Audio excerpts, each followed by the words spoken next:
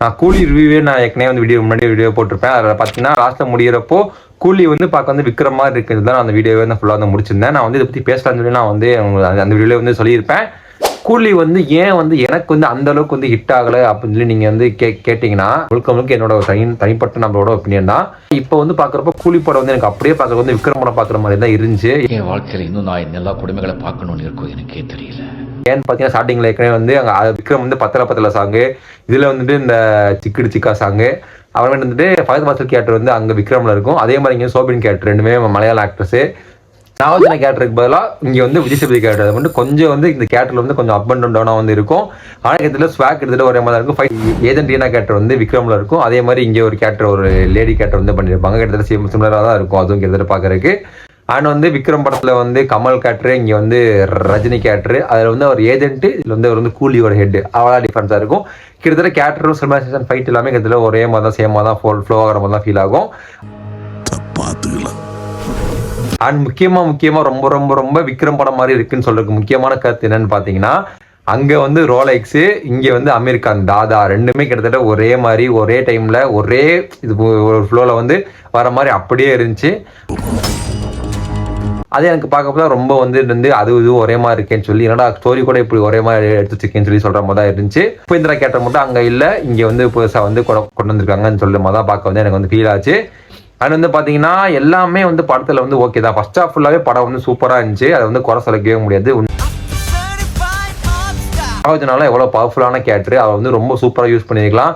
இல்லாட்டி அவரை எனக்கு பார்க்குறப்பெல்லாம் இந்த இதில் வில்லனாவே பார்க்க வந்து தோண மாட்டேங்குது. இல்லை அவரை வேற ஸ்டேஜில் வேறு ஏறி வேற பில்ல பண்ணி விட்டாரு. இந்த மாதிரி நான் வந்து பயங்கரமாக வில்லா பண்ணியிருக்கேன், கெட்ட வார்த்தைலாம் அப்படி பேசியிருக்கேன், நீங்கள் படம் வந்து பாருங்க 100 பாஷாக்கு சமம் அப்படி சொல்லி பில்ல பண்ணி விட்டாரு. 1 கூலி equal to 100 பாஷாஸ். எங்க 100 பாஷாக்கு ஈக்குவலாக இருக்குன்னு சொல்லி கேள்வி வந்து அங்கேயே வந்து ஒரு கொஸ்டின் மார்க் வந்து வந்துருச்சு. வந்து பார்த்தீங்கன்னா அனிருத்தோட மிஸ்டேக் தான் படத்தில் வந்து நிறைய இருக்கு. அதுவும் முக்கியமாக பார்த்தீங்கன்னா ரோலெக்ஸ் மாதிரி ஒரு சூர்யா வந்து ஒரு ஹீரோ, அவர் வந்து எப்படி வில்லனா பண்ணுவார், அதுவும் எல்சியூக்குள்ள யூனிவர்ஸ்குள்ள வராரு அப்படின்ற ஒரு ஹைப்லாம் சல்லு அந்த படம் வந்து ஏற்றுச்சு. லாஸ்ட்ல வந்து சூர்யா வந்து தான் அந்த படத்தில் மொத்த படத்துலேயே வந்து மிகப்பெரிய பேசும் பொருளாக இருந்துச்சு. ஸோ அதுக்கு மெயினான காரணமே அந்த பிஜிஎம் தான். அந்த பாம்பு மாதிரி வரும்ல, அந்த பிஜிஎம்லாம் கேட்கறப்போ அப்படியே உடம்புலாம் புல்ல அரிச்சுட்டு இப்போ கிடப்பாங்க, புல்ல இருக்குது பாருங்க, அந்த மாதிரி இருக்கணும். ஆனால் லாஸ்ட்ல வந்து அமீர்கான் வந்து இந்தியில வந்து மிகப்பெரிய ஆர்டிஸ்ட், அவர் வந்து ஹீரோவா பண்றவர், அவர் வந்து ரஜினிக்கு வந்து வில்லனா பண்றாரு அப்படின்றப்போ அவரோட கேரக்டர் ஸ்கெட்ச்ன்றது செகண்டரி. அவர் என்ட்ரி அப்பயோ நாயை கூட்டு வரப்போ வந்து பிஜிஎமே போட்டு மாசா வந்து தூக்கிட்டு போயிருக்கணும்ல. அனிருத் வந்து உபேந்திராக்கு பிஜிஎம் போட்டிருப்பாருங்க, அதெல்லாம் தரமா இருக்கும். கொக்கியோட பிஜிஎம் சூப்பரா இருக்கும். கிளாசிக்ல வந்து போட்டுப்பாருட்டான் தீர்த்தோன்னு சொல்லிட்டு அதெல்லாம் பயங்கரமா இருக்கும்.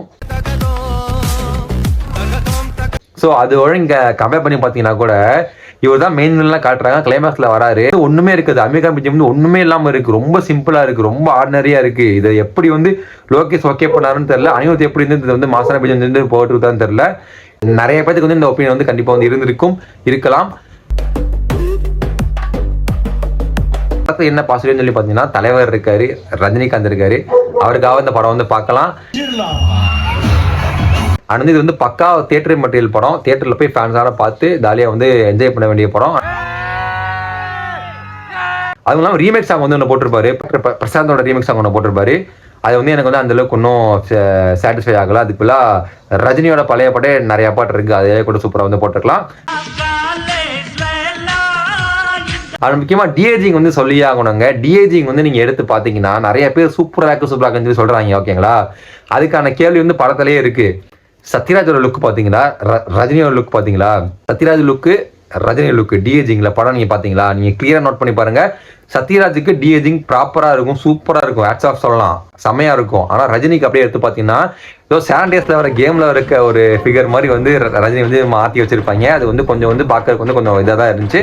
அதுவும் இல்லாமல் எனக்கு அந்த ஆடியோவும் சரி, அந்த பழைய விண்டேஜ் ஆடியோ கொண்டு வந்து சொல்லி ஏதோ ஒன்று ட்ரை பண்ணியிருப்பாங்க. அது கொஞ்சம் வந்து ரோபாட்டிக்காக அது கொஞ்சம் ஏஐ வச்சு பண்ண மாதிரி வந்து ஃபீல் ஆச்சு. அதுக்கு அது வந்து அவ்வளோதான் அந்த வீடியோ. கூலி வந்து நீங்கள் பாருங்கள், மேபி நிறைய பேர் பார்த்துருப்பீங்க. உங்களுக்கு எத்தனை பேருக்கு இந்த மாதிரியே என்னோட சிமிலர் மைண்ட் செட் இருந்துச்சு, என்னோட மென்டாலிட்டி உங்களுக்கு வந்துச்சு, உங்களுக்கு போய் தோணுச்சுன்னு சொல்கிறத மக்காம கீழே வந்து கமெண்ட் பண்ணுங்கள். அது வந்து திரும்பவும் இன்னும் கேள்வி தான், அந்த படத்தில் கேட்டிருந்தேன், கூலி வந்து 1000 கோடி அடிக்குமா அடிக்காதா? இப்போ வரைக்கும் வந்து 300 கோடி 350 கோடி கிட்ட வந்துருச்சு, 4 நாள் ஓடிடுச்சு படம். அது வந்து 1000 கோடி அடிக்குமா அடிக்காதான்றதை மக்காம கீழே வந்து நீங்கள் எல்லாம் கமெண்ட் பண்ணுங்கள். என்னோட ஹார்ட் வந்து 1000 கோடி அடிக்கிறோன்னு சொல்லுது. ஆனால் என்னோட பிரெயின் வந்து பார்த்தீங்கன்னா ஒரு 700 கோடி தான் வருன்ற மாதிரி வந்து எனக்கு வந்து ஃபீல் ஆகுது. அது வந்து நான் வந்து பார்த்தீங்கன்னா வந்து விஜய் ஃபேன் கிடையாதுங்க. நார்மல் சப்ஸ்கிரைபர்ஸ் தெரியும் நான் யார் ஃபேன்ட்டு. நான் வந்து பியூரான தனுஷ் ஃபேனு. அண்ட் வந்து அவ்வளோ இந்த வீடியோ மறக்காம லைக் பண்ணுங்க, ஷேர் பண்ணுங்க. அண்ட் இந்த மாதிரி இன்ட்ரெஸ்டிங்காக வீடியோஸ் பார்க்கலாம் சேனல் எப்பயே சப்ஸ்கிரைப் பண்ணி வச்சுக்கோங்க. ஓகேவா?